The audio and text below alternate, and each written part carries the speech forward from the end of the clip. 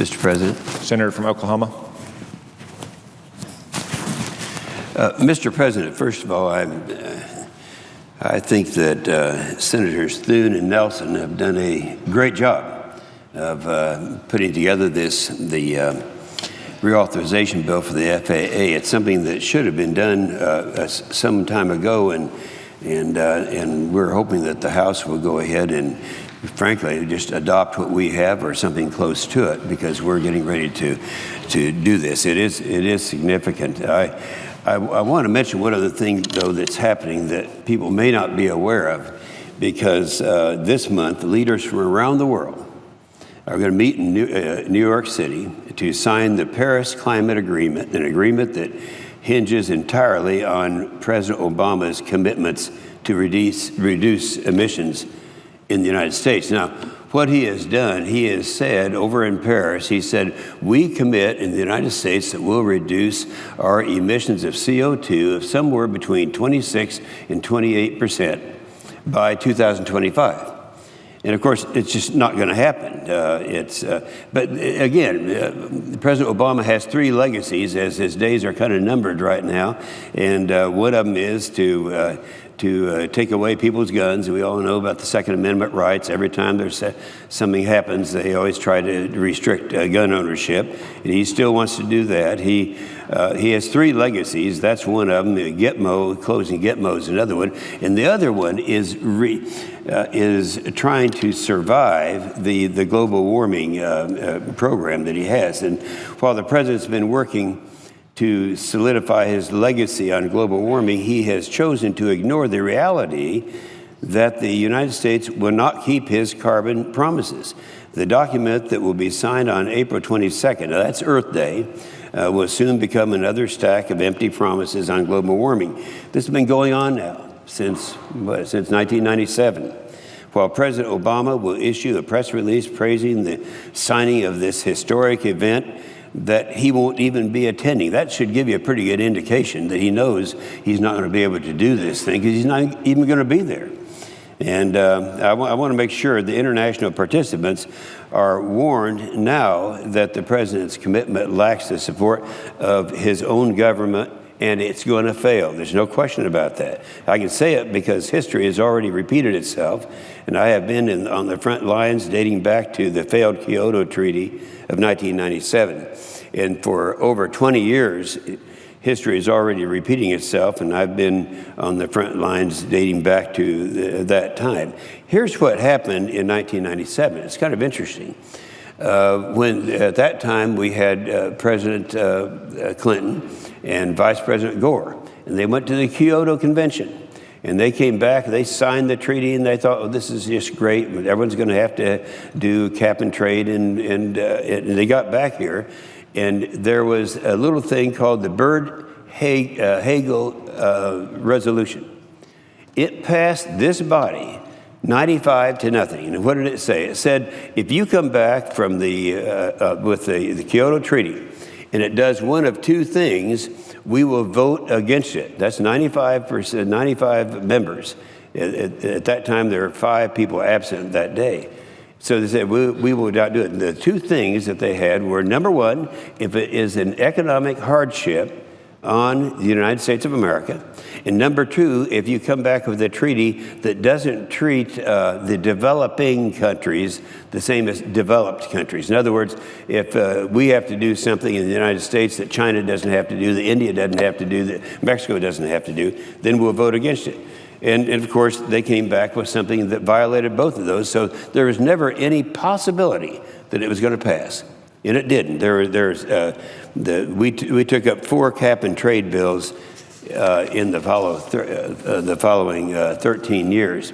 Now, this past year, a bipartisan majority in both the Senate and the House spoke again when we passed 2 resolutions of disapproval, formally rejecting President Obama's carbon regulations. There's a little thing that a lot of people don't know about, and that is a CRA, Congressional Review Act.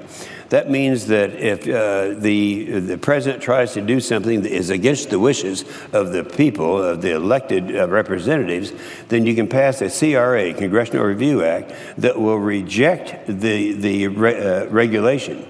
And so we passed 2 resolutions disapproving formally what he is trying to do. So that I say to the 196 countries that might show up here, don't show up anticipating that something's going to happen, because it's not. This isn't even supported by a majority of the members of the Senate.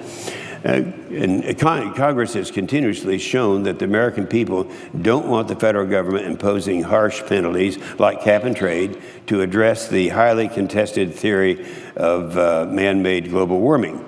The first attempt to enact cap and trade back in 2003 would have cost our economy upwards of $400 billion a year. You know, and I say to our good friend from Alaska, who's chairing right now, that every time I hear a large figure, I take the current population of my state of Oklahoma, those families that actually pay federal income taxes, and I do the math.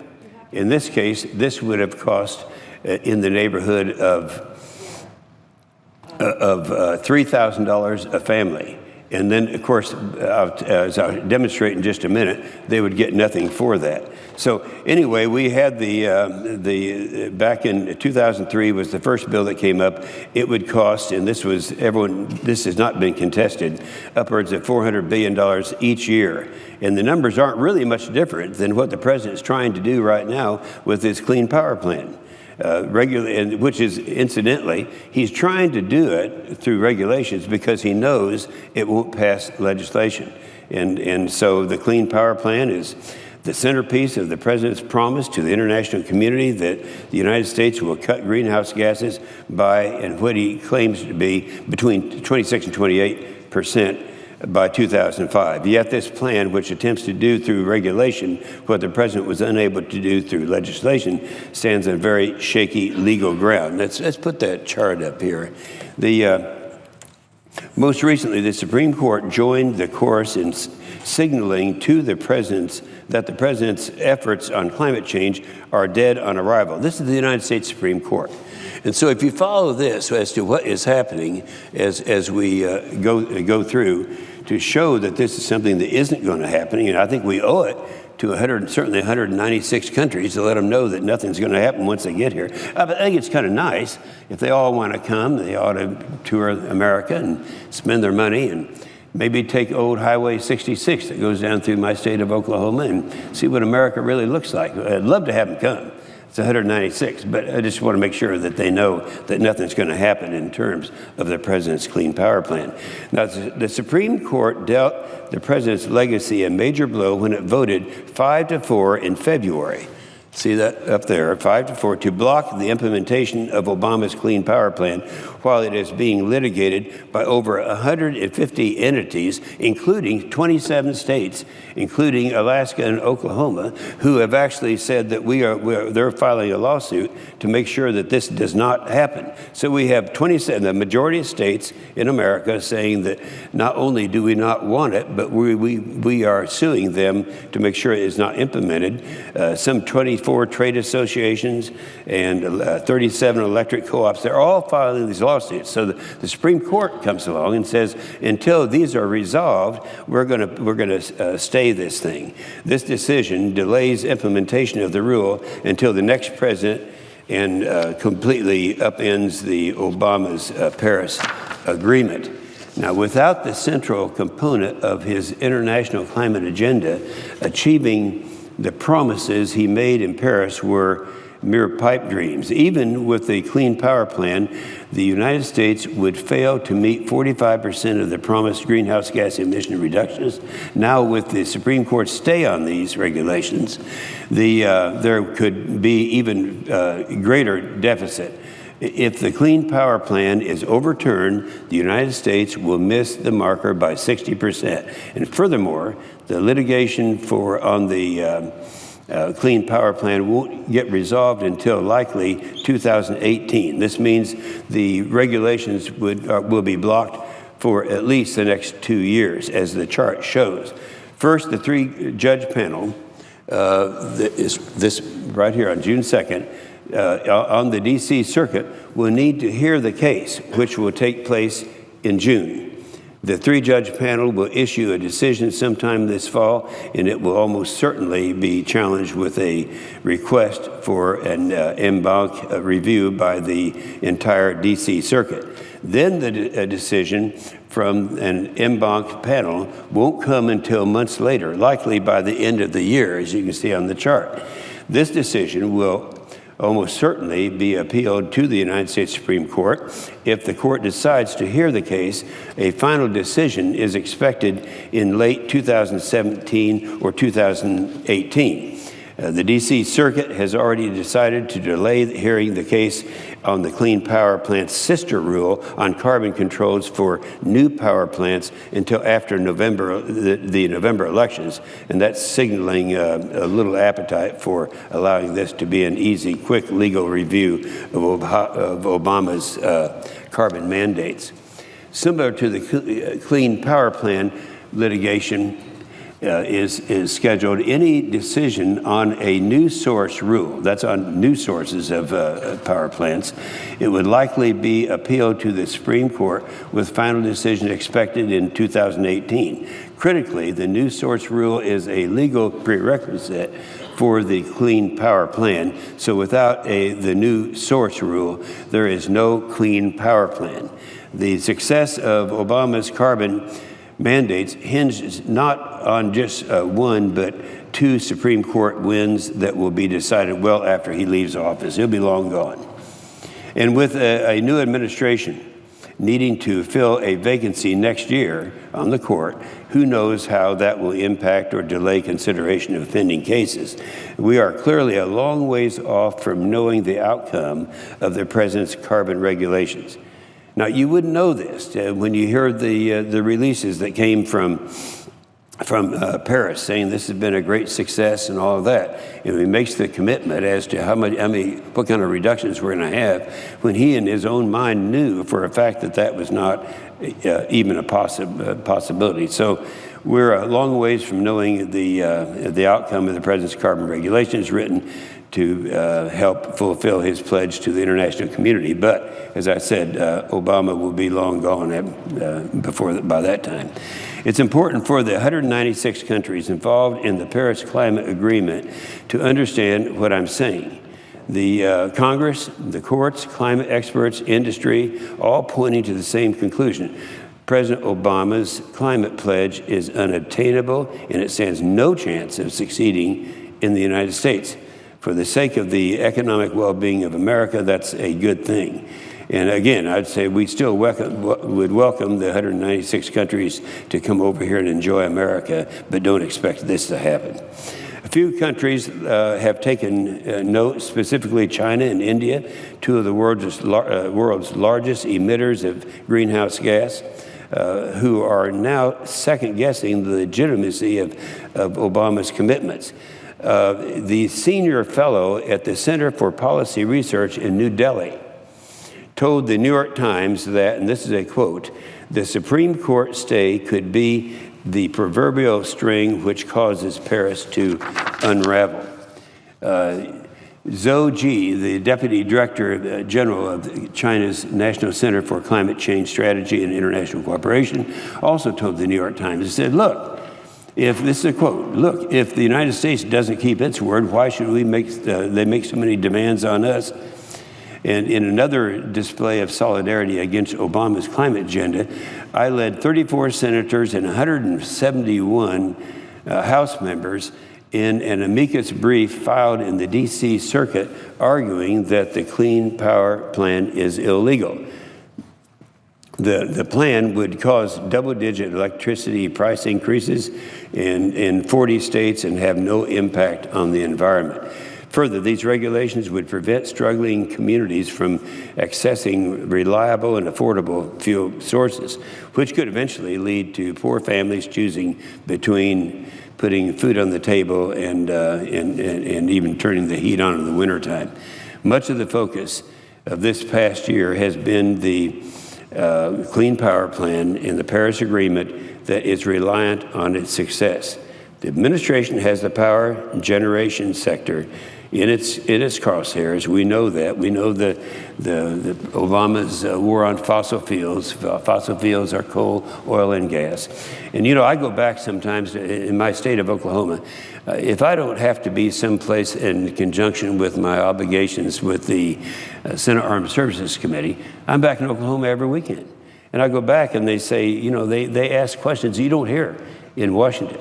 They'll say, now, wait a minute. If we're reliant upon fossil fuels, coal, oil, and gas, for 85% of the power necessary to run this machine called America, and Obama is successful in killing coal, oil, and gas, then how are we going to run this machine called America? Now, that's a logical question, but not here in Washington. You don't hear that here in Washington. The Clean Power Plan is a template for unauthorized action, and if it works for one sector, future bureaucratic agencies will use it to restructure every industrial sector in this country. The immediate threat to future generations is not climate change. The climate is always changing and will continue to do so regardless of who is in the White House. And luckily, the American people have caught on to the president's climate charade, but don't take my word for it. Just look at the polls. I can remember back when the first bills were coming out. That was the McCain-Lieberman bill in 2003, and we looked at the bill, and at that time, the polls showed that it was either the number 1 or number 2 concern in America. That's all changed. A Fox News poll found just the other day that 97% of Americans don't care about global warming when they stack it up against terrorism, immigration, healthcare, and the economy. And even an ABC's News Washington Post poll from last November found that the number of Americans who believe climate change is a serious problem is on the decline. According to the Gallup poll, they have a big one every March. The Gallup poll in March of this past year had global warming coming in dead last of environmental issues that people are concerned about. George Mason did a poll of 4,000 meteorologists, TV meteorologists. It also dispelled the president's talking point that there is 97% consensus among scientists that humans are driving climate change. The survey found that roughly 1 out of 3 meteorologists do not believe man is the primary cause, if in fact it is happening. Overall, neither the American people nor Congress supports the president, his detrimental climate change agenda, and his attempt to bolster his personal legacy with empty promises. So the international community, let me just wind up and say, we welcome you to come over, but nothing is going to happen. I'd like to mention just a couple other things. The countries, many of them who jumped on the bandwagon, the Paris meeting was the 21st annual meeting that the United Nations had to try to sell the American people on this whole concept of global warming and our obligation to impose restrictions. Australia was one of the first countries to join in. They did this several years ago until they realized what it cost to try to do it, and they came back and they passed legislation taking themselves off of this thing so that they are no longer obligated to legally to do anything about their emissions. China, if you stop and think about China, today, China is every 10 days is building and completing a new coal-based generating plant. I mean, this is the country that supposedly went there and is making similar contributions to reducing greenhouse gases. The problem with this is that China admits that they're going to continue to build coal-fired plants until the year 2020, and then they'll consider reducing their. And we know it's not going to happen. Lastly, I remember when Lisa Jackson was appointed by President Obama. She was his first appointment as director of the EPA. And I remember talking to her in a public meeting, live on TV, and I asked her the question. I said, let's assume that one of these pieces of legislation passes on cap and trade, or that through regulation they're able to do it. Is that going to have the effect of reducing overall emissions worldwide? She said no, because this isn't where the problem is. The problem's in China, it's in India, it's in Mexico. And in fact, you could actually say this could have the effect of increasing emissions, because as we chase our manufacturing base overseas, it may go to countries like China that don't have any restrictions at all and have the effect of increasing, not decreasing. So it's not going to happen, and I just want to make sure that people are aware, particularly the people that we wouldn't want them coming over under the impression that that something's going to happen. It's not going to happen. By the way, I ask unanimous consent that morning business be extended until 12:30. Further, that the Senate recess from 12:30 to 2:15.